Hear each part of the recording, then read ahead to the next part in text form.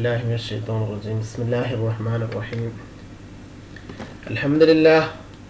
الحمد لله رب العالمين، الصلاة والسلام على رسولك سيد الأفضل المرسلين وعلى آله وصحبه أجمعين. أما بعد، رب اشرح لي صدري ويسر لي أمري واحلل عقدة من لساني يفقهوا قولي. رب اشرح لي صدري ويسر لي أمري واحلل عقدة من لساني يفقهوا قولي. رب اشرح لي صدري ويسر لي أمري واحلل عقدة من لساني يفقهوا قولي. പ്രിയപ്പെട്ട സഹോദരന്മാരെ, സുഹൃത്തുക്കളെ, മറ്റു ശ്രോതാക്കളെ, അസ്സലാമു അലൈക്കും വറഹ്മത്തുള്ളാഹി വബറകാതുഹു. അല്ലാഹുവിൻ്റെ അനുഗ്രഹത്താൽ നമ്മുടെ ഹദീസ് പഠന ക്ലാസ് ഇന്ന് 13ാം ദിവസത്തിലേക്ക് പ്രവേശിച്ചിരിക്കുകയാണ്. ബഹുമാനപ്പെട്ട ഇമാം നവവി റളിയല്ലാഹു അൻഹു രചിച്ച റിയാദുസ് സ്വാലിഹീൻ എന്ന കിതാബാണ് നമ്മൾ പറഞ്ഞുകൊണ്ടിരുന്നത്. നമ്മൾ അറിഞ്ഞതിനെ മറ്റുള്ളവരിലേക്ക് എത്തിച്ചു കൊടുക്കുക എന്ന ഒരു ചെറു പ്രവർത്തനവുമായിട്ട് നമ്മൾ മുന്നോട്ട് പോവുകയാണ്. അതുകൊണ്ട് സഹോദരങ്ങളെ, നിങ്ങളോട് എനിക്ക് പറയാനുള്ളത്, നമ്മുടെ ഈ ക്ലാസ് കഴിയുന്നത്ര ആളുകളിലേക്ക് എത്തിച്ചു കൊടുക്കുക. അല്ലാഹു സുബ്ഹാനഹു വ തആല നമ്മിൽ നിന്ന് സ്വാലിഹായ അമലായി സ്വീകരിക്കുമാറാകട്ടെ. ഇത് ഒരു ഹദീസ് പഠന തുടക്കത്തിന് ഒരു കാരണമാക്കിക്കൊണ്ട് തന്നെ നമ്മളെല്ലാവരും കൂടുതൽ ഹദീസ്, ഞാനും നിങ്ങളും കൂടുതൽ ഹദീസുകൾ പഠിക്കാൻ, ഹദീസുകളുടെ സാരം മനസ്സിലാക്കാനും ശ്രമിക്കുക. ചുരുങ്ങിയത് സാരമെങ്കിലും മനസ്സിലാക്കാൻ വേണ്ടി ശ്രമിക്കുക. അതനുസരിച്ച് ജീവിക്കുവാനുമുള്ള തൗഫീഖ് അല്ലാഹു സുബ്ഹാനഹു വ തആല നമുക്ക് നൽകുമാറാകട്ടെ. വിജ്ഞാനം എന്ന് പറഞ്ഞാൽ മുസ്ലിമിനെ സംബന്ധിച്ചിടത്തോളം അത് നഷ്ടപ്പെട്ടു പോയ സ്വത്തിനെ പോലെയാണ്. അത് എവിടെ കണ്ടാലും എടുക്കണമെന്ന. അതുകൊണ്ട് സഹോദരങ്ങളെ, വിജ്ഞാനം കരസ്ഥമാക്കുക എന്നുള്ളത് ഏത് രീതിയിലുള്ള വിജ്ഞാനമായാലും, പ്രത്യേകിച്ച് ഇൽമ പഠിക്കുക എന്നുള്ളത്, ഇൽമ എന്ന് പറയുമ്പോൾ ദീനിനെ കുറിച്ചുള്ള അറിവ്, വിശുദ്ധമാക്കപ്പെട്ട ദീനിനെ കുറിച്ചുള്ള അറിവ്, അവിടുത്തെ പ്രവാചകൻ സല്ലല്ലാഹു അലൈഹി വസല്ലമ നമ്മോട് പറഞ്ഞു വെച്ച കാര്യങ്ങൾ എന്തൊക്കെയാണെന്നൊക്കെ മനസ്സിലാക്കാൻ വേണ്ടി ശ്രമിക്കുക എന്നുള്ളത് വളരെ നല്ല കാര്യമാണ്. ഉദാഹരണത്തിന് ഞാൻ പറയാം. നമ്മളെ സംബന്ധിച്ചിടത്തോളം ഇന്ന് നിങ്ങളുടെ കയ്യിലേക്ക് ഒരു നിങ്ങളുടെ കയ്യിലിരിക്കുന്ന മൊബൈലിൽ ഒരു മെസ്സേജിന്റെ അലാറം അടിച്ചാൽ നിങ്ങൾ ആ മെസ്സേജ് അവിടെ വെക്കുമോ, അതല്ല അതെടുത്ത് പരിശോധിക്കുമോ? എന്തായിരിക്കും നിങ്ങൾ ചെയ്യുക? നിങ്ങൾ ചിന്തിച്ചു നോക്കൂ. ഒരു മെസ്സേജ് നിങ്ങളുടെ മൊബൈലിൽ വന്നാൽ, നിങ്ങൾ നിസ്കാരത്തിലാണെങ്കിൽ പോലും ഞാൻ പറയുന്നു, നിസ്കാരം കഴിഞ്ഞ ഉടനെ തന്നെ ആ മെസ്സേജ് എടുത്ത് നോക്കൂ. 90% ആളുകളും അങ്ങനെയാണ്, നമ്മൾ പലപ്പോഴും കാണാറുണ്ട്. ഇനി നിസ്കാരത്തിലല്ല, നിങ്ങൾ ആ മെസ്സേജ് വന്നതായിട്ടുള്ള അറിവ് നിങ്ങൾക്ക് ലഭിച്ചിട്ടുണ്ടെങ്കിൽ നിങ്ങൾ ആ മെസ്സേജ് എടുത്തിട്ട് ഇങ്ങനെ ഒരാവർത്തി വായിക്കാൻ നോക്കും. ഒരു പക്ഷേ നിങ്ങൾക്ക് ഇംഗ്ലീഷ് അറിയില്ലെങ്കിലും നിങ്ങളത് നോക്കാൻ വേണ്ടി ശ്രമിക്കും. എന്നാൽ ഞാൻ ചോദിക്കട്ടെ സഹോദരങ്ങളെ, അല്ലാഹു സുബ്ഹാനഹു വ തആല വിശുദ്ധ ഖുർആൻ എന്ന മഹത് ഗ്രന്ഥം നമുക്ക് തന്നിട്ടുണ്ട്. അള്ളാഹുവിന്റെ കലാം. എന്താണ് അള്ളാഹുവിന്റെ കലാം? അള്ളാഹു എന്താണ് സമൂഹത്തോട് പറഞ്ഞത്? അള്ളാഹു പറഞ്ഞ കാര്യങ്ങളെ അള്ളാഹു സുബ്ഹാനഹു വ തആല 6000 ചില്ലം വാക്കുകളിലായിക്കൊണ്ട്, ആയത്തുകളിലായിക്കൊണ്ട് നമ്മളോട് ചില കാര്യങ്ങൾ പറഞ്ഞു. നമ്മെ സൃഷ്ടിച്ച, നമ്മെ പരിപാലിക്കുന്ന, നമുക്ക് ദിനേന വായുവും വെള്ളവും തരുന്ന, ക്യാഷ് കൊടുക്കാതെ കിട്ടുന്ന സാധനമാണല്ലോ വായു. ആ 2 സാധനവും, ആ വായുവും ഓക്സിജൻ നമുക്ക് നൽകുന്ന അല്ലാഹു സുബ്ഹാനഹു വ തആല നമ്മോട് എന്ത് പറഞ്ഞു എന്ന് നാം ഒരു ആവർത്തി അറിഞ്ഞിട്ടുണ്ടോ? ഒരു ആവർത്തിയെങ്കിലും വിശുദ്ധ ഖുർആന്റെ പരിഭാഷയെങ്കിലും നമ്മളിൽ എത്ര പേര് വായിച്ചിട്ടുണ്ട്? ഇന്ന് സുലഭമായിട്ട് പരിഭാഷ ലഭിക്കും. വിശുദ്ധ ഖുർആൻ ഓതുന്നുണ്ടായിരിക്കാം, പക്ഷേ അതിന്റെ പരിഭാഷ ഇതിലെന്തൊക്കെയാണ് പറഞ്ഞിട്ടുള്ളത് എന്നെങ്കിലും മനസ്സിലാക്കാൻ നമ്മൾ ആരെങ്കിലും ശ്രമിച്ചിട്ടുണ്ടോ? അവിടുത്തെ പ്രവാചകൻ സല്ലല്ലാഹു അലൈഹി വസല്ലം നമ്മോട് എന്തൊക്കെയാണ് പറഞ്ഞിട്ടുള്ളത്? കുറച്ചെങ്കിലും കാര്യങ്ങൾ മനസ്സിലാക്കാൻ നമ്മൾ ആരെങ്കിലും ശ്രമിച്ചിട്ടുണ്ടോ? എന്നാൽ നമ്മളോ, ബോസിന്റെ മെസ്സേജ് വന്നാൽ, നമ്മളൊരാളുടെ കീഴിൽ പണിയെടുക്കുന്ന ആളാണെങ്കിൽ അദ്ദേഹത്തിന്റെ ഒരു മെസ്സേജ് വന്നാൽ അതെടുത്തിട്ട് എന്താണോ ആ നിർദ്ദേശം അത് പെട്ടെന്ന് തന്നെ പോയിട്ട് നമ്മൾ നിർവഹിക്കുന്നു, ഇല്ലേ?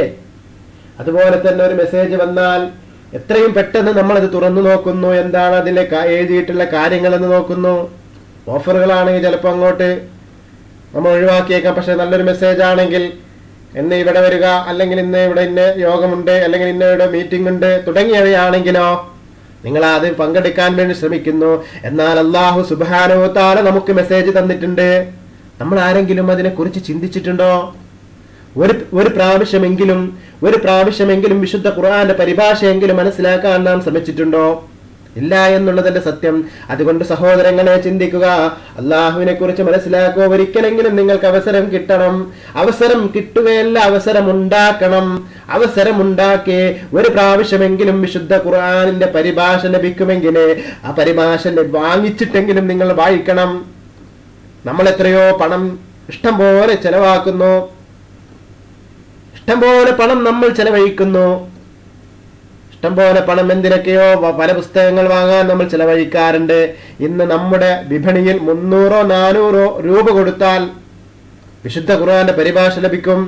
ഏറ്റവും നല്ല സാധാരണഗതിയിൽ സാധാരണക്കാർക്ക് മനസ്സിലാക്കാൻ പറ്റുന്ന ഒരു പരിഭാഷയുണ്ട്. ബഹുമാനപ്പെട്ട മർഹൂം കോഴിക്കോട് വലിയ കാസി ആയിരുന്ന ഷഹീദ് ശിഹാബുദ്ദീൻ ബിച്ചുകോയ തങ്ങൾ എഴുതിയത്.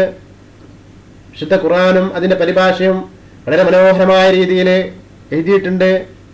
അത് ഏറ്റവും പെട്ടെന്ന് മനസ്സിലാക്കാൻ പറ്റുന്ന ഒന്നാണ്. അതെങ്കിലും ഒന്ന് നിങ്ങൾ 300-400 രൂപ കൊടുത്താൽ 5 വർഷക്കാലം മുമ്പ്, 5 വർഷമല്ല 10 വർഷക്കാലം മുമ്പ് അതിന് 300 രൂപയുള്ളതായിരുന്നു. ഇപ്പൊ എത്രയാണെന്ന് എനിക്കറിയില്ല. എന്തായിരുന്നാലും 10 വർഷക്കാലം മുമ്പ് 300 രൂപയുണ്ടായത് ഒരു പക്ഷേ ഇന്നൊരു 600 രൂപയുടെ ഉള്ളിലെങ്കിലും കൊടുത്താൽ നമുക്കത് കിട്ടും. പ്രിയപ്പെട്ടവരെ ചിന്തിക്കുക. അതുകൊണ്ട് ഒരു പ്രാവശ്യമെങ്കിലും വിശുദ്ധ ഖുർആന്റെ പരിഭാഷ മനസ്സിലാക്കാനെങ്കിലും നാം മെനക്കെടണം. അല്ലാഹു സുബ്ഹാനഹു തആല എന്താണ് നമ്മോട് പറഞ്ഞതെന്ന് മനസ്സിലാക്കാൻ ഒരിക്കലെങ്കിലും നമ്മൾ ശ്രമിക്കണം. മരണത്തിന്റെ മുമ്പ് ഒരിക്കലെങ്കിലും നമ്മൾ ദിനേന ഫാത്തിഹ ഓതാറുണ്ട്. ഫാത്തിഹയുടെ അർത്ഥം പോലും നമ്മൾക്ക് പലർക്കും അറിയില്ല. അതുകൊണ്ട് സഹോദരങ്ങളെ ചിന്തിക്കുക. അല്ലാഹു സുബ്ഹാനഹു തആല നമ്മോട് എന്ത് പറഞ്ഞു?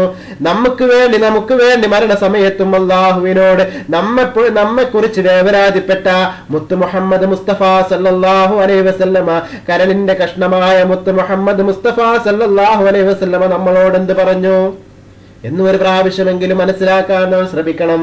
അതുകൊണ്ട് സഹോദരങ്ങളെ, നമ്മൾ മനസ്സിലാക്കുകയും മറ്റുള്ളവരിലേക്ക് അത് എത്തിച്ചു കൊടുക്കുകയും വേണം. അതുകൊണ്ട് സഹോദരങ്ങളെ, ഈ ഹദീസ് ക്ലാസ് കൂടുതൽ ആളുകളിലേക്ക് എത്തിച്ചു കൊടുക്കാൻ നിങ്ങൾ ശ്രമിക്കണം. അതിന് അല്ലാഹു സുബ്ഹാനഹു വ തആല നമുക്ക് തൗഫീഖ് നൽകട്ടെ. ഉൾക്കൊള്ളാനും അതനുസരിച്ച് പ്രവർത്തിക്കാനുമുള്ള തൗഫീഖ് അല്ലാഹു സുബ്ഹാനഹു വ തആല നമുക്ക് നൽകട്ടെ. നമുക്ക് ഹദീസ് ക്ലാസ്സിലേക്ക് പ്രവേശിക്കാം. അധ്യായം 27-ാമത്തെ അധ്യായമാണ് ഇത് പറയുന്നത്. ആദരണീയമായതിനെ ആദരിക്കൽ, ബഹുമാനിച്ചതിനെ ബഹുമാനിക്കൽ എന്ന അധ്യായമാണ്. അള്ളാഹു പറയുന്നു, അള്ളാഹുവിന്റെ ആദരണീയ വസ്തുക്കളെ ആരെങ്കിലും ആദരിച്ചാൽ അള്ളാഹുവിന്റെ അടുക്കൽ അവനത് അത്യുത്തമമാണ്. ഹജ്ജ് 30-ാമത്തെ ആയത്ത്, ഹജ്ജ് സൂറത്തിലെ 30-ാമത്തെ ആയത്താണിത്. അള്ളാഹുവിന്റെ ദീനീ ചിഹ്നങ്ങൾ ആരെങ്കിലും ആദരിക്കുന്നുവെങ്കിൽ അത് അവന്റെ ഹൃദയാന്തർഭാഗത്തുള്ള ഭക്തി കൊണ്ടാണ്. ഹജ്ജ് 32. സത്യവിശ്വാസികൾക്ക് നീ ചിറക് താഴ്ത്തിക്കൊടുക. ഹിജ്റ 88 ആയത്താണത്. ഭൂമിയിൽ കുഴപ്പമുണ്ടാക്കുകയോ കൊലപാതകം നടത്തുകയോ ചെയ്യാത്ത ഒരാളെ കൊല്ലുന്നത് മനുഷ്യരാക്ഷിയെ മുഴുവൻ കൊല്ലുന്നതിന് തുല്യമാണ്. ഒരാളെ മരണത്തിൽ നിന്നും രക്ഷിക്കുന്നത് സർവ്വ മനുഷ്യരെയും സംരക്ഷിക്കുന്നതിനും തുല്യമാണ്. മാഇദ 32. നമ്മുടെ നാടുകളിലൊക്കെ ആക്സിഡന്റുകൾ നടക്കാറുണ്ട്. ചില ആളുകളൊക്കെ അതിന് തിരഞ്ഞു നോക്കാതെ അതിന്റെ പേടിച്ചിട്ട് ഹോസ്പിറ്റലിൽ എത്തിക്കുന്നതിൽ നിന്നും വിസമ്മതം പ്രകടിപ്പിക്കാറുണ്ട്. എന്നാൽ അല്ലാഹു പറയുന്നു, ആരെങ്കിലും ആരെങ്കിലും മരണത്തിൽ നിന്ന് രക്ഷിക്കുന്നത് സർവ്വ മനുഷ്യരെയും സംരക്ഷിക്കുന്നതിന് തുല്യമാണ് എന്നാണ്. അതുകൊണ്ട് സഹോദരങ്ങളെ ചിന്തിക്കുക. നമുക്ക് ഹദീസിലേക്ക് പ്രവേശിക്കാം. 222-ാമത്തെ ഹദീസ്. അബൂ മൂസാ റളിയല്ലാഹു അൻഹു നിവേദനം, നബി സല്ലല്ലാഹു അലൈഹി വസല്ലം പറഞ്ഞു, കെട്ടിടത്തിന്റെ പല ഭാഗങ്ങൾ കെട്ടിടത്തിന് ബലവും ഉറപ്പും നൽകുന്നത് പോലെയാണ് സത്യവിശ്വാസികൾ തമ്മിലുള്ള ബന്ധം. അവർ പരസ്പരം ബലവും ഉറപ്പുമുണ്ടാക്കുന്നു. ഇങ്ങനെ പറഞ്ഞ ശേഷം നബി സല്ലല്ലാഹു അലൈഹി വസല്ലം തന്റെ വിരലുകൾ പരസ്പരം കോർത്ത് കാണിച്ചു. ബുഖാരി 5:72, 10:376, മുസ്ലിം 2585 ഈ ഹദീസ് റിപ്പോർട്ട് ചെയ്യുന്നു. അബൂ മൂസാ റളിയല്ലാഹു അൻഹു നിവേദനം, റസൂൽ സല്ലല്ലാഹു അലൈഹി വസല്ലം പറഞ്ഞു, ആരെങ്കിലും വസ്ത്രവുമായി നമ്മുടെ പള്ളിയിലൂടെയോ അങ്ങാടിയിലൂടെയോ നടന്നു പോകുന്ന പക്ഷം അത് ശരീരത്തിൽ തട്ട് മറ്റു മുസ്ലിങ്ങൾക്ക് ഉപദ്രവമേൽക്കാതിരിക്കാൻ തന്റെ കൈകൊണ്ട് അതിന്റെ മൂർച്ചയുള്ള ഭാഗത്ത് പിടിക്കണം, അതിന്റെ മുനയുടെ ഭാഗത്ത് പിടിക്കണം. ബുഖാരി 13:22, മുസ്ലിം 2615 ഈ ഹദീസ് റിപ്പോർട്ട് ചെയ്യുന്നു. സഹോദരങ്ങളെ, ചിന്തിക്കുക. ഒരാൾ എന്തെങ്കിലും ഒരു വസ്തുവുമായിട്ട് തിരക്കുള്ള അങ്ങാടിയിലൂടെയോ ഒക്കെ അങ്ങനെ നടന്നു പോവുകയാണെങ്കിൽ, അന്നത്തെ കാലത്ത് വാളുമായിട്ട് നടന്നു പോകുന്ന ആളുകളെ കുറിച്ചാണ് പറഞ്ഞതെങ്കിലും, അല്ല അമ്പുമായിട്ട് നടന്നു പോകുന്ന ആളുകളെ കുറിച്ചാണ് പറഞ്ഞതെങ്കിലും, സഹോദരങ്ങളെ ചിന്തിക്കുക. ഇന്നത്തെ കാലത്ത് നമ്മൾ എന്ത് വസ്തുവാണെങ്കിലും ഇരിക്കട്ടെ, ഇനിയിപ്പോ വാഹനം ഓടിക്കുകയാണെങ്കിൽ ഇരിക്കട്ടെ, മറ്റുള്ളവർക്ക് ബുദ്ധിമുട്ടാകുന്ന രീതിയിൽ മറ്റുള്ളവരുടെ ശരീരത്തിൽ തട്ടാൻ പോലും ശ്രമിക്കാതെ, തട്ടുന്നത് പോലും മറ്റുള്ളവരുടെ ശരീരത്തില് ഒന്നത് ഇങ്ങനെ ചാരി പോകുന്നത് പോലും ഉണ്ടാകാതിരിക്കാൻ നമ്മൾ ശ്രദ്ധിക്കണം. നുഅ്മാൻ ഇബ്നു ബശീർ റളിയല്ലാഹു അൻഹു നിവേദനം, റസൂൽ സല്ലല്ലാഹു അലൈഹി വസല്ലം പറഞ്ഞു, പരസ്പര സ്നേഹത്തിലും കാരുണ്യത്തിലും ദയാവായ്പിലും സത്യവിശ്വാസികൾ ഒരൊറ്റ ശരീരം പോലെയാണ്. ശരീരത്തിലെ ഒരവയവത്തിന് രോഗബാധയുണ്ടായാൽ ഉറക്കമിളച്ചും പനിയും മറ്റു ഭാഗങ്ങളെല്ലാം അതിനുവേണ്ടി ക്ലേശം അനുഭവിക്കുന്നു. ശരീരത്തിന്റെ എവിടെയെങ്കിലൊക്കെ മുറിവുണ്ടായാൽ നമുക്ക് പനി ഉണ്ടാകും, നമ്മൾ ചിന്തിച്ചിട്ടില്ല എന്ന പോലെയാണ് സഹോദരങ്ങളെ മുസ്ലിങ്ങളെ പരസ്പരം സ്നേഹത്തിലും കാരുണ്യത്തിലും ദയാവായ്പിലും സത്യവിശ്വാസികൾ ഒരൊറ്റ ശരീരം പോലെയാണ്. ശരീരത്തിന് ഒരവയവത്തിന് രോഗബാധയുണ്ടായാൽ ഉറക്കമിളച്ചും പനിച്ചും മറ്റു ഭാഗങ്ങളെല്ലാം അതിനുവേണ്ടി ക്ലേശം അനുഭവിക്കുന്നു. ബുഖാരി 10:367, മുസ്ലിം 2586. മറ്റു മുസ്ലിമിന്റെ വേദനയിൽ നമ്മൾ പങ്കുചേരണം. നമ്മളൊരു ശരീരം പോലെയാണ് എന്ന് ആരംഭ നബിയുന ഖാല റസൂലുള്ളാഹി സ്വല്ലല്ലാഹു അലൈഹി വസല്ലം. അബൂ ഹുറൈറ റളിയല്ലാഹു അൻഹു നിവേദനം, നബി സല്ലല്ലാഹു അലൈഹി വസല്ലമ ഹസൻ റളിയല്ലാഹു അൻഹുവിനെ ചുംബിച്ചു. അപ്പോൾ നബിയുടെ അടുത്തുണ്ടായിരുന്ന അഖറ ഇബ്നു ഹാബിസ് റളിയല്ലാഹു അൻഹു പറഞ്ഞു, എനിക്ക് 10 മക്കളുണ്ട്, അവരിൽ ആരെയും ഞാൻ ഇതുവരെ ചുംബിച്ചിട്ടില്ല. അപ്പോൾ റസൂൽ സല്ലല്ലാഹു അലൈഹി വസല്ലം അദ്ദേഹത്തെ നോക്കി പറഞ്ഞു, കരുണ കാണിക്കാത്തവന് കാരുണ്യം ലഭിക്കില്ല. ബുഖാരി 10:359, 360, മുസ്ലിം 2319 ഈ ഹദീസ് റിപ്പോർട്ട് ചെയ്യുന്നു. ആയിഷ റളിയല്ലാഹു അൻഹ നിവേദനം, ഗ്രാമീണരായ ഏതാനും അറബികൾ നബി സല്ലല്ലാഹു അലൈഹി വസല്ലമയെ സന്ദർശിച്ചു. അവർ ചോദിച്ചു, നിങ്ങൾ കുട്ടികളെ ചുംബിക്കാറുണ്ടോ? അപ്പോൾ നബി സല്ലല്ലാഹു അലൈഹി വസല്ലം അത് പറഞ്ഞു, അതെ എന്ന് പറഞ്ഞു. ഇത് കേട്ടവർ പറഞ്ഞു, അല്ലാഹുവാണ് സത്യം, ഞങ്ങൾ ചുംബിക്കാറില്ല. അല്ലാഹു നിങ്ങളുടെ ഹൃദയത്തിൽ നിന്നും കാരുണ്യം നീക്കി കളഞ്ഞിട്ടുണ്ടെങ്കിൽ അത് അധീനമാക്കി വെക്കാൻ എനിക്ക് കഴിയുമോ എന്നായിരുന്നു ഇത് നബി സല്ലല്ലാഹു അലൈഹി വസല്ലമയുടെ മറുപടി. ബുഖാരി 10:360, 2317. അതുകൊണ്ട് സഹോദരങ്ങളെ, തന്റെ മക്കളെയൊക്കെ ചുംബിക്കാൻ സമയം കണ്ടെത്തുക, കാരുണ്യത്തോട് ചുംബിക്കുക, കരുണയോട് അവരോടൊക്കെ പെരുമാറുക. അല്ലാഹുവിന്റെ കാരുണ്യമാകാതെ ഹൃദയത്തിലുള്ളവർക്കേ ഉണ്ടാകും. ജരീർ ഇബ്നു അബ്ദുല്ലാഹ് റളിയല്ലാഹു അൻഹു നിവേദനം, റസൂൽ സല്ലല്ലാഹു അലൈഹി വസല്ലം പറഞ്ഞു, ജനങ്ങളോട് കരുണ കാണിക്കാത്തവരോട് അല്ലാഹു കരുണ കാണിക്കില്ല. ബുഖാരി 13:303, മുസ്ലിം 2319 ഈ ഹദീസ് റിപ്പോർട്ട് ചെയ്യുന്നു.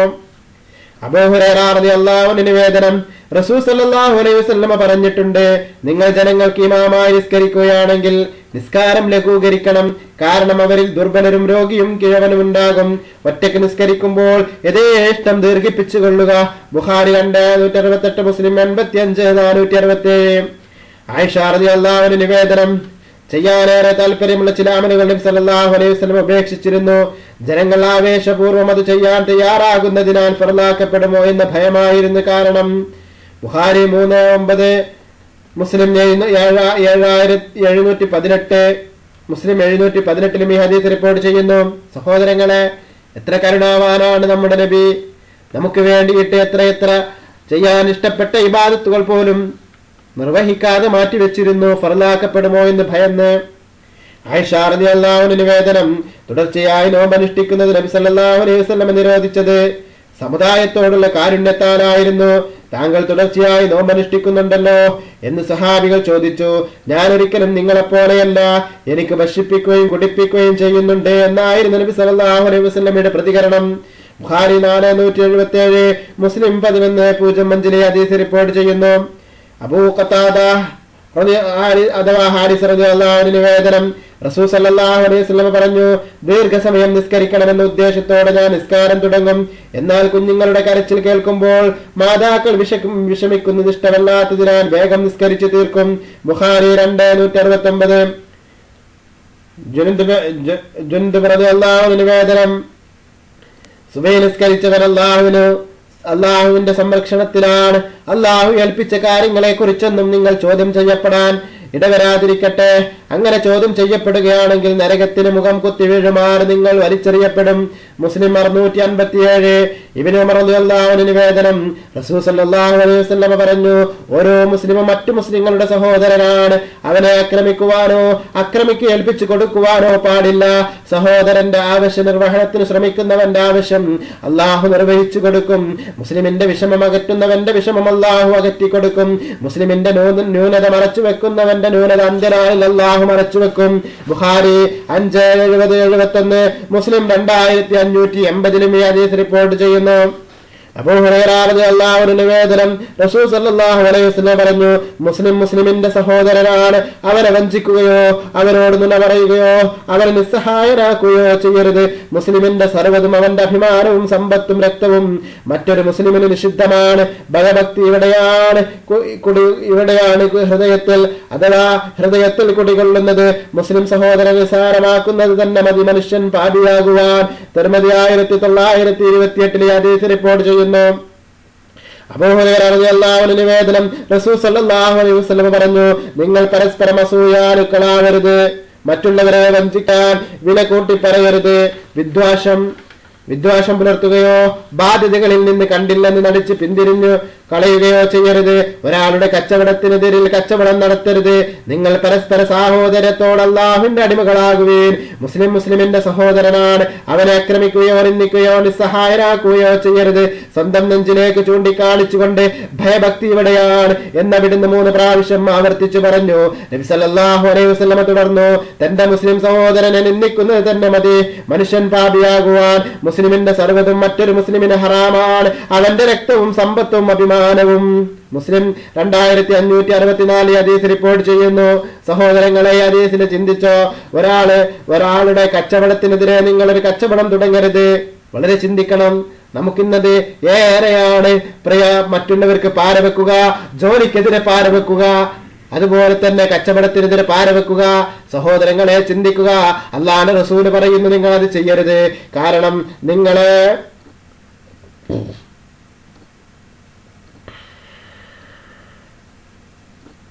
അള്ളാഹു നിസാരനാക്കും. മുസ്ലിം സഹോദരൻ നിന്ദിക്കുന്നത് തന്നെ മതി മനുഷ്യൻ പാപിയാകുവാൻ. അതായത് മുസ്ലിം സഹോദരങ്ങളെ നിന്ദിക്കുന്നവരായിരിക്കുന്ന ആളുകളുണ്ടല്ലോ, ചിന്തിക്കുക സഹോദരങ്ങളെ, അവർ പാപിയായിത്തീരും. അല്ലാഹു സുബ്ഹാനഹു വ തആല നമ്മെ എല്ലാവരെയും അതിൽ നിന്ന് കാത്തുരക്ഷിക്കുമാറാകട്ടെ. അനസ് റളിയല്ലാഹു അൻഹു നിവേദനം, നബി സല്ലല്ലാഹു അലൈഹി വസല്ലം പറഞ്ഞു, തനിക്കിഷ്ടമുള്ളത് തന്റെ സഹോദരൻ ഇഷ്ടപ്പെടുന്നത് വരെ നിങ്ങൾ ആരും പൂർണ്ണ സത്യവിശ്വാസികളാവുകയില്ല. ബുഖാരി 1:53-54, മുസ്ലിം 45 ഈ ഹദീസ് റിപ്പോർട്ട് ചെയ്യുന്നു. അനസ് റളിയല്ലാഹു അൻഹു നിവേദനം, നബി സല്ലല്ലാഹു അലൈഹി വസല്ലം പറഞ്ഞു, മർദ്ദകനായാലും മർദ്ദിതനായാലും നിന്റെ സഹോദരനെ നീ സഹായിക്കണം. അപ്പോൾ ഒരാൾ ചോദിച്ചു, അല്ലാഹുവിന്റെ റസൂലേ, മർദ്ദിതനെ എനിക്ക് സഹായിക്കാം, എന്നാൽ മർദ്ദകനെ ഞാൻ എങ്ങനെ സഹായിക്കും? റസൂൽ സല്ലല്ലാഹു അലൈഹി വസല്ലം പറഞ്ഞു, മർദ്ദകനെ അക്രമത്തിൽ നിന്ന് തടയുകയോ വിലക്കുകയോ ചെയ്യലാണ് അവനെ സഹായിക്കണേ. ബുഖാരി 5:71-12 ഹദീസ് റിപ്പോർട്ട് ചെയ്യുന്നു. അബൂ ഹുറൈറ റളിയല്ലാഹു അൻഹു നിവേദനം, റസൂൽ സല്ലല്ലാഹു അലൈഹി വസല്ലം പറഞ്ഞു, ഓരോ മുസ്ലിമിനും ഇതര മുസ്ലിങ്ങളോടുള്ള ബാധ്യതകൾ 5 ആണ്. 1 സലാം അടക്കൽ, 2 രോഗിയെ സന്ദർശിക്കൽ, 3 മയ്യത്തിനെ പിന്തുടരൽ, 4 ക്ഷണം സ്വീകരിക്കൽ, 5 തുമ്മിയവന് വേണ്ടി പ്രാർത്ഥിക്കൽ. ബുഖാരി 3:90, മുസ്ലിം 21:62 ഹദീസ് റിപ്പോർട്ട് ചെയ്യുന്നു. മുസ്ലിമിന്റെ മറ്റൊരു നിവേദനം, ഒരു മുസ്ലിമിന് ഇതര മുസ്ലിങ്ങളോടുള്ള ബാധ്യതകൾ 6 എന്നാണ്. 1 കണ്ടാൽ സലാം പറയൽ, 2 ക്ഷണിച്ചാൽ ക്ഷണം സ്വീകരിക്കൽ, 3 ഉപദേശം ആവശ്യപ്പെടൽ ഉപദേശിക്കൽ, 4 തുമ്മിയിട്ട് അൽഹംദുലില്ലാ പറഞ്ഞാൽ അവന് വേണ്ടി പ്രാർത്ഥിക്കൽ, 5 രോഗിയെ സന്ദർശിക്കൽ, 6 മയ്യത്തിനെ അനുഗമിക്കൽ. ബറാഅ ഇബ്നു ആസിബ് റളിയല്ലാഹു അൻഹു നിവേദനം, റസൂൽ സല്ലല്ലാഹു അലൈഹി വസല്ലം ഞങ്ങളോട് 7 കാര്യങ്ങൾ കൽപ്പിക്കുകയും 7 കാര്യങ്ങൾ നിരോധിക്കുകയും ചെയ്തിട്ടുണ്ട്. കൽപ്പിച്ച കാര്യങ്ങൾ എന്തൊക്കെയാണെന്ന് അറിയുമോ? 1 രോഗിയെ സന്ദർശിക്കൽ, 2 മയ്യത്തിനെ അനുഗമിക്കുക, 3 തുമ്മിയിട്ട് അല്ലാഹുവിനെ സ്തുതിച്ചവന് വേണ്ടി പ്രാർത്ഥിക്കുക, 4 പ്രതിജ്ഞ ചെയ്തവനെ അത് പാലിക്കാൻ സഹായിക്കുക, 5 മർദ്ദിതനെ സഹായിക്കുക, 6 ക്ഷണം സ്വീകരിക്കുക, 7 സലാം വ്യാപകമാക്കുക. നിരോധിച്ച കാര്യങ്ങൾ: സ്വർണ്ണമോതിരം ധരിക്കൽ, വെള്ളിപ്പാത്രത്തിൽ പാനം ചെയ്യൽ, പഞ്ഞിയോ മറ്റോ ഉള്ളിൽ നിറച്ച ചുവന്ന പട്ടി ധരിക്കൽ, 4 ചണ ഉപയോഗിച്ച് തടിച്ച നൂൽ കൊണ്ട് നെയ്ത പട്ടുവസ്ത്രം ധരിക്കൽ, 5 പരുക്കൻ പട്ട് ധരിക്കൽ, ശുദ്ധമായ പട്ട് ധരിക്കൽ,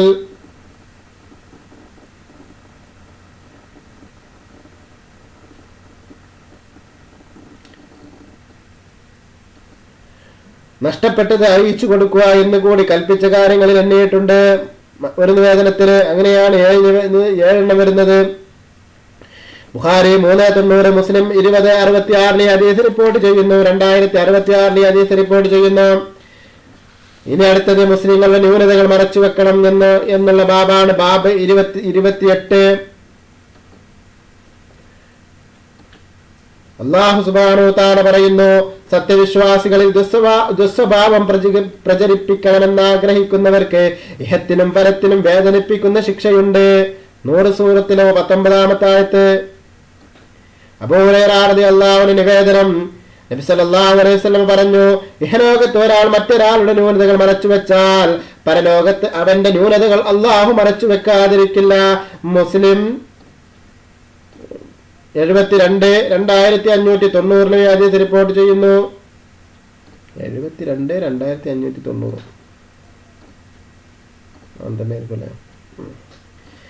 അബൂ ഹുറൈറ റളിയല്ലാഹു അൻഹു നിവേദനം, റസൂൽ സല്ലല്ലാഹു അലൈഹി വസല്ലം പറഞ്ഞത് ഞാൻ കേട്ടു, പരസ്യമായി തെറ്റ് ചെയ്യാത്ത എന്റെ സമുദായത്തിന് എല്ലാവർക്കും പാപമോചനം ലഭിക്കും.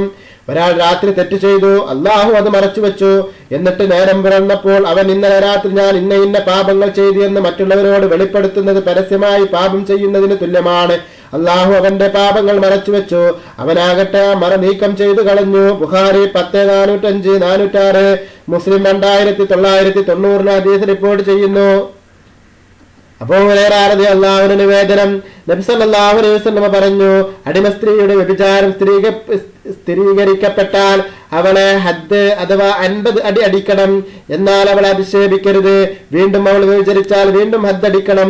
അപ്പോഴും അധിക്ഷേപിക്കരുത്. മൂന്നാമതും അവൾ വ്യഭിചരിച്ചാൽ മുടിയാൽ രോമത്താൽ നിർമ്മിക്കപ്പെട്ട ഒരു കയറിന് പകരമായിട്ടെങ്കിലും അവളെ വിറ്റുകൊള്ളുക. ബുഖാരി 12, 146, 147, മുസ്ലിം 1733, മുസ്ലിം 17033 ഹദീസ് റിപ്പോർട്ട് ചെയ്യുന്നു. ചിന്തിക്കോ സഹോദരങ്ങളെ, ഒരു അടിമ സ്ത്രീ വ്യഭിചരിച്ചാലേ ഒരിക്കലും അവളെ അധിക്ഷേപിക്കരുത്. അടിമ സ്ത്രീ എന്ന് പറയുമ്പോൾ നമ്മുടെ കീഴിലുള്ള ഇന്നെന്താ അവസ്ഥ? പണിക്കാരത്തി ഒരു ആരെങ്കിലുമൊക്കെ വ്യഭിചാരം നടന്നാല് നമ്മളതിന് അവരാണ്ട് അധിക്ഷേപിച്ചിട്ട് എന്തൊക്കെ ചെയ്യുന്നു. ഇവിടെ അല്ലാഹു സുബ്ഹാനഹു തആല പറയുന്നു, അല്ലാഹുവിന്റെ റസൂൽ സല്ലല്ലാഹു അലൈഹി വസല്ലം പറയുന്നു, അടിമ സ്ത്രീ വ്യഭിചാരം സ്ഥിരീകരിക്കപ്പെട്ടാൽ അവളെ ഹദ്ദടിക്കണമെന്ന്. എന്നാലും നിങ്ങൾ അവളെ അധിക്ഷേപിക്കരുത്. അവളെ മോശമായിട്ട് നിങ്ങൾ പറയാൻ പാടില്ല. അവൾക്കുള്ള ശിക്ഷ കൊടുക്കുക. വീണ്ടും ഉണ്ടായാലും നിങ്ങൾ അത് ചെയ്താൽ മതി, അധിക്ഷേപിക്കാൻ പാടില്ല. മൂന്നാമത് അവൾ അങ്ങനെ ചെയ്യുകയാണെങ്കിൽ അവളെ നിങ്ങളൊരു മുടിയാലോ രോമത്താലോ നിർമ്മിക്കപ്പെട്ട ഒരു കയറിന് പകരമായിട്ടെങ്കിലും അവരെ വിറ്റുകൊള്ളുക. എന്നാലും അവൾ അധിക്ഷേപിക്കരുത് എന്നാണ് ആരംഭ നബിയുനാ ഖാല റസൂലുള്ളാഹി സ്വല്ലല്ലാഹു അലൈഹി വസല്ലം. അബൂ ഹുറൈറ റളിയല്ലാഹു അൻഹു നിവേദനം, നബി സല്ലല്ലാഹു അലൈഹി വസല്ലമയുടെ സന്നിധിയിൽ ഒരു മദ്യപാനെ കൊണ്ടുവന്നപ്പോൾ അവിടുന്ന് അവനെ അടിക്കാൻ കൽപ്പിച്ചു. തത്സമയം ഞങ്ങളിൽ പലവരും അവനെ കൈകൊണ്ടും ചെരുപ്പ് കൊണ്ടും വസ്ത്രം കൊണ്ടും അടിച്ചു. അവൻ പോയപ്പോൾ കൂട്ടത്തിൽ ഒരാൾ അല്ലാഹു നിന്നെ നിന്ദനാക്കട്ടെ എന്ന് പറഞ്ഞു. അപ്പോൾ നബി സല്ലല്ലാഹു അലൈഹി വസല്ലം പറഞ്ഞു, നിങ്ങൾ ഇങ്ങനെ പറഞ്ഞത് അവരെതിരിൽ പിശാചിനെ സഹായിക്കരുത്. നിങ്ങൾ ഇങ്ങനെ പറഞ്ഞ് അവരെതിരിൽ പിശാചിനെ സഹായിക്കരുത്. ബുഖാരി 1257 ഹദീസ് റിപ്പോർട്ട് ചെയ്യുന്നു. സഹോദരങ്ങളെ, ഒരാളെ നിന്ദിക്കരുത്. ഒരാളെ നിന്ദിച്ചുകൊണ്ട് സംസാരിക്കരുത്. അത് കൂടുതൽ ദോഷം ചെയ്യും. അതാണ് അല്ലാഹുവിന്റെ റസൂൽ സല്ലല്ലാഹു അലൈഹി വസല്ലം നമ്മോട് പഠിപ്പിക്കുന്നത്. അധ്യായം 29, മുസ്ലിങ്ങളുടെ ആവശ്യങ്ങൾ നിറവേറ്റണം. അള്ളാഹു പറഞ്ഞു, നിങ്ങൾ വിജയികളാവാൻ വേണ്ടി നല്ലത് പ്രവർത്തിക്കുകയും. ഹജ്ജ് 77-ാമത്തെ ആയത്ത്. ഇബ്നു ഉമർ റളിയല്ലാഹു അൻഹു നിവേദനം ചെയ്ത 27-ാം അധ്യായത്തിലെ 233 നമ്പർ ഹദീസ് ഇത് വിഷയമായി വന്നതാണ്.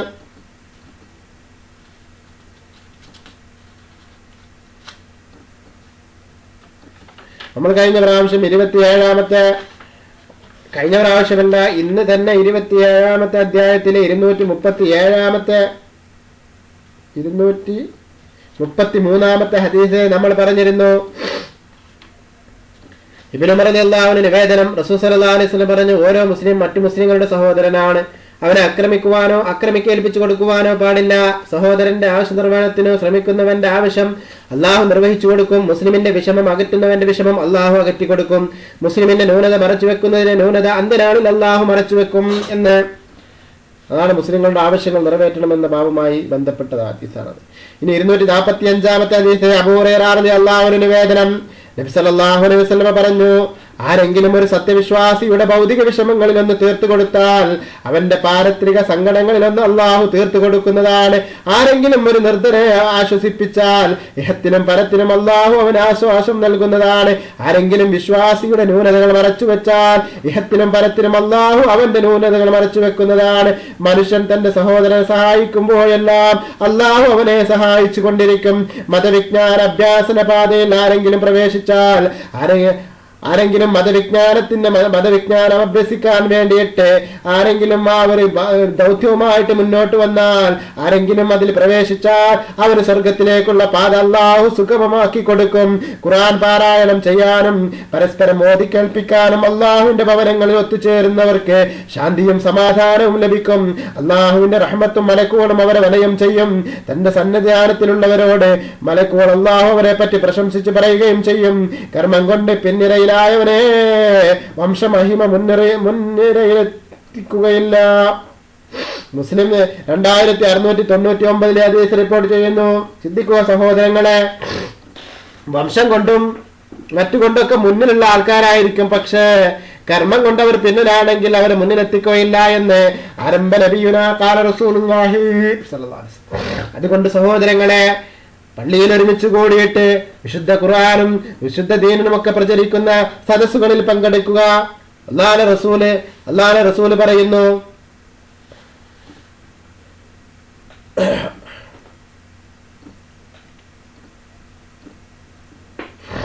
തന്റെ സന്നിധാനത്തിലുള്ളവരോട് മലക്കുകൾ അള്ളാഹു അവരെ പറ്റി പ്രശംസിച്ച് പറയുകയും ചെയ്യും.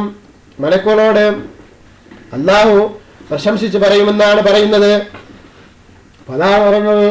അതുകൊണ്ട് സഹോദരങ്ങളെ, അത്തരം സദസ്സുകളിൽ, ദിക്റിന്റെ സദസ്സുകളില്, വിശുദ്ധ ഖുർആൻ പാരായണം ചെയ്യുന്ന സദസ്സുകളില്, വിജ്ഞാനത്തിന്റെ സദസ്സുകളിലൊക്കെ പങ്കെടുക്കുക. വിജ്ഞാനത്തിന്റെ പാതയിൽ ആരെങ്കിലും പ്രവേശിച്ചാല് അവനക്ക് സ്വർഗത്തിന്റെ കവാടം തുറന്നു കൊടുക്കുമെന്ന് അല്ലാഹുവിന്റെ റസൂൽ ഇവിടെ നമ്മോട് പറയുന്നു സഹോദരങ്ങളെ. അതുകൊണ്ട് വിജ്ഞാനം കരസ്ഥമാക്കാൻ ശ്രമിക്കുക.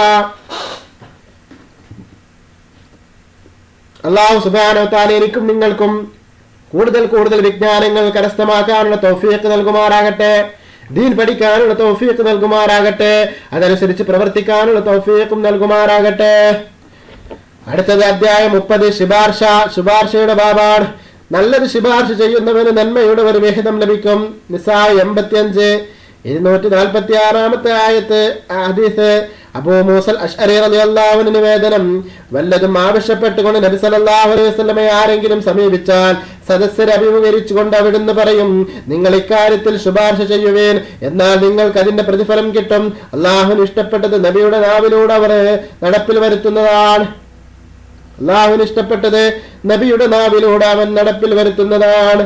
ബുഖാരി 3238, മുസ്ലിം 2627 ഹദീസ് റിപ്പോർട്ട് ചെയ്യുന്നു. ഇബ്നു അബ്ബാസ് റളിയല്ലാഹു അൻഹു നിവേദനം, ബരീറ റളിയല്ലാഹു അൻഹയുടെയും ഭർത്താവിന്റെയും സംഭവത്തിൽ നീ ഭർത്താവിനെ വീണ്ടെടുത്താൽ കൊള്ളാമെന്ന് നബി സല്ലല്ലാഹു അലൈഹി വസല്ലമ ബരീറയോട് അഭിപ്രായപ്പെട്ടപ്പോൾ, താങ്കൾ എന്നോട് എങ്ങനെ കൽപ്പിക്കുകയാണോ എന്നവർ ചോദിച്ചു. ഞാൻ ശുപാർശ ചെയ്യുക മാത്രമാണ് എന്നായിരുന്നു അപ്പോൾ നബി സല്ലല്ലാഹു അലൈഹി വസല്ലമയുടെ പ്രതികരണം.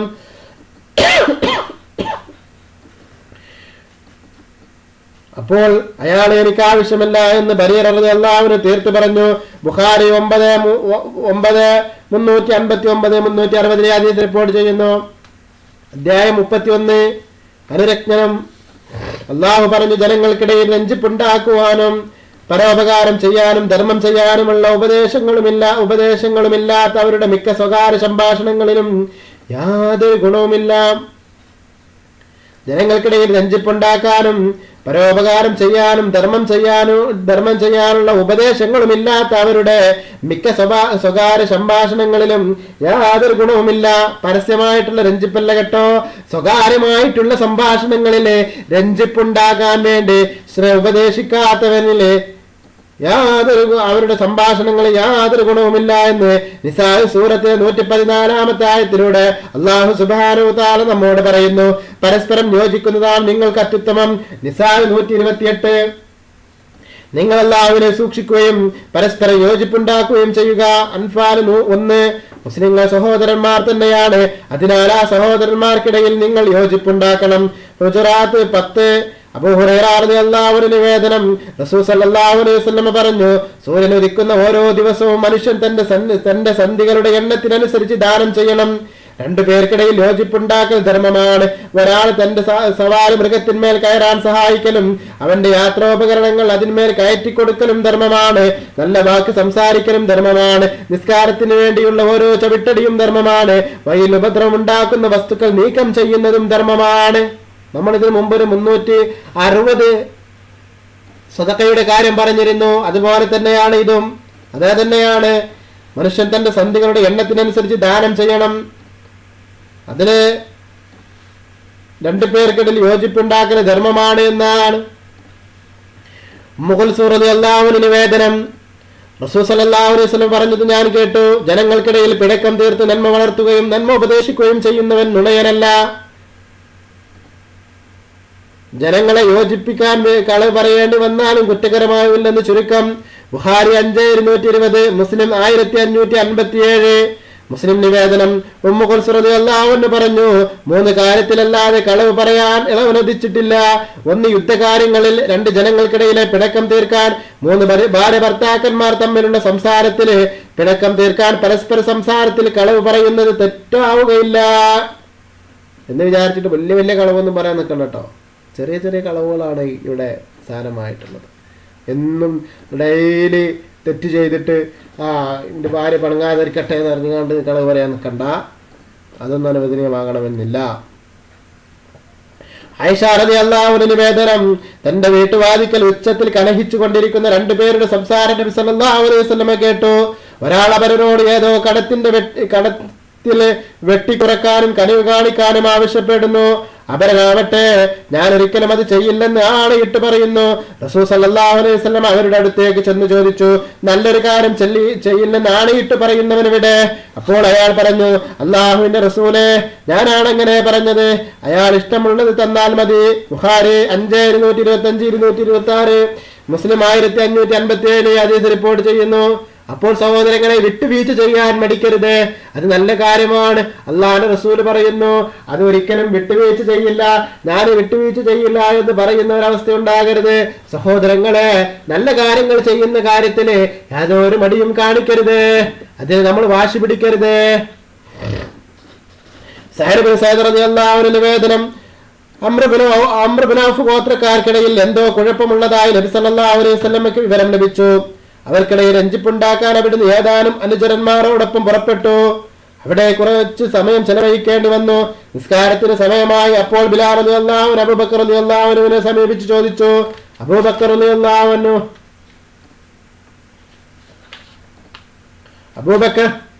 റസൂൽ സല്ലല്ലാഹു അലൈഹി വസല്ലമയ്ക്ക് എന്തോ തടസ്സം നേരിട്ടിരിക്കുന്നു. നിസ്കാരത്തിന് സമയമായി, ഇമാമായി താങ്കൾ നിൽക്കുകയില്ലേ? അബൂബക്കർ റളിയല്ലാഹു അൻഹു പറഞ്ഞു, നിങ്ങൾ ഉദ്ദേശിക്കുന്നെങ്കിൽ അങ്ങനെ ചെയ്യാം. ബിലാൽ റളിയല്ലാഹു അൻഹു ഇഖാമത്ത് കൊടുത്തു.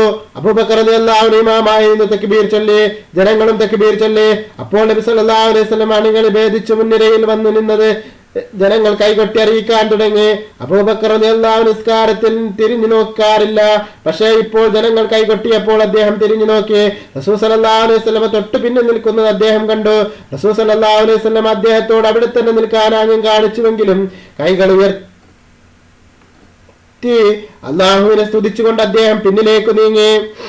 അണികൾ സഫിൽ വന്ന് നിന്നു. അപ്പോൾ റസൂൽ സല്ലല്ലാഹു അലൈഹി വസല്ലം മുന്നോട്ടെടുത്ത് ജനങ്ങൾക്ക് ഇമാമായി നിസ്കാരം തുടർന്നു. നിസ്കാരാനന്തരം അവിടുന്ന് ജനങ്ങളോട് ചോദിച്ചു, ജനങ്ങളെ, നിസ്കാരത്തിൽ എന്തെങ്കിലും സംഭവിച്ചാൽ നിങ്ങൾ എന്താണ് കൈകൊട്ടുന്നത്? കൈകൊട്ടൽ സ്ത്രീകളുടെ സ്വഭാവമല്ലേ? അതിനാൽ നിങ്ങൾക്ക് ആർക്കെങ്കിലും നിസ്കാരത്തിൽ വല്ലതും അബദ്ധം സംഭവിച്ചാൽ സുബ്ഹാനല്ലാഹ് എന്ന് ഉറക്കെ പറയുക.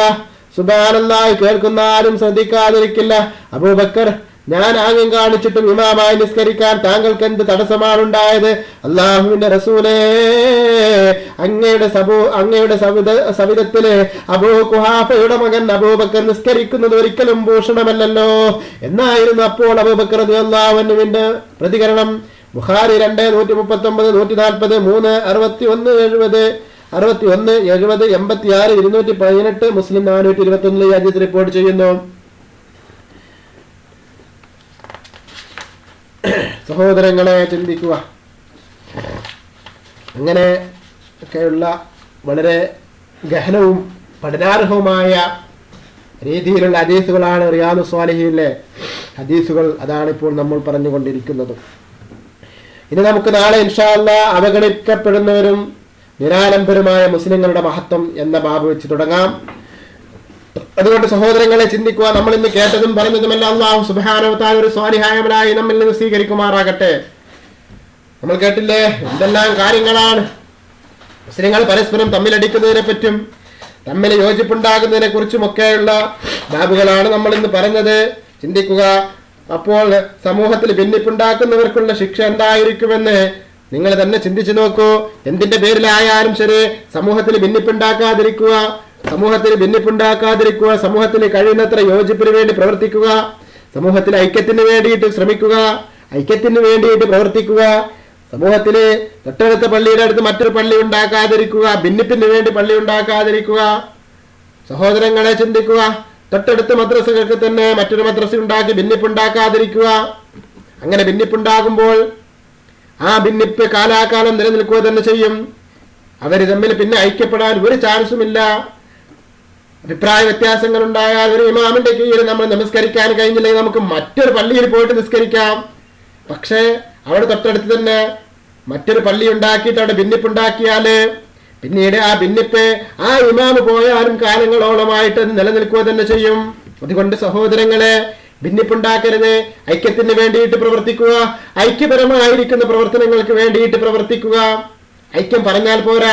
സ്വകാര്യ സംഭാഷണങ്ങളില് ഭിന്നിപ്പിന് വേണ്ടി ശ്രമിക്കുകയും സമൂഹത്തിൽ വന്നിട്ട് ഐക്യത്തിന്റെ പ്രസംഗം നടത്തിയത് കൊണ്ടും കാര്യമില്ല, ഐക്യത്തിന് വേണ്ടിയിട്ട് സംസാരിച്ചിട്ടും കാര്യമില്ല.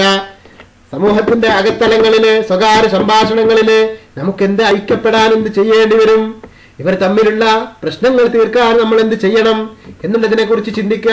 അവരുടെ മുന്നിൽ ചെല്ലുമ്പോൾ നിങ്ങൾ ഐക്യപ്പെടണമെന്ന് പറയുകയും എന്നാൽ അവരെ തമ്മിൽ പിരിക്കാൻ വേണ്ടി സ്വകാര്യമായിട്ട് ശ്രമിക്കുകയും ചെയ്യുകയാണെങ്കിൽ അല്ലാഹു സുബ്ഹാനഹു വ തആല നിങ്ങൾ നിന്ദിക്കുന്നതാണ് കേട്ടോ. അതുകൊണ്ട് അത്തരം പ്രവർത്തനങ്ങളിൽ നിന്നൊക്കെ അല്ലാഹു സുബ്ഹാനഹു വ തആല നമ്മെ കാത്തുരക്ഷിക്കുമാറാകട്ടെ. മുസ്ലിം സമൂഹത്തില് എല്ലാ മഹല്ലത്തുകളും മഹല്ലടിസ്ഥാനത്തിലെങ്കിലും ഐക്യമുണ്ടാകട്ടെ. കേരളീയ മുസ്ലിങ്ങൾ ഒന്നിച്ച് ഐക്യമുണ്ടാകും എന്നൊരു പ്രതീക്ഷയുമില്ല. എങ്കിലും പ്രധാനപ്പെട്ട കാര്യങ്ങളിലും ഐക്യമുണ്ടാകട്ടെ. അതുപോലെ മഹല്ലത്തുകളിൽ നമ്മുടെ മഹല്ലത്തുകളിലൊക്കെ ഐക്യമുണ്ടാകട്ടെ. പരസ്പരം സഹകരിച്ചും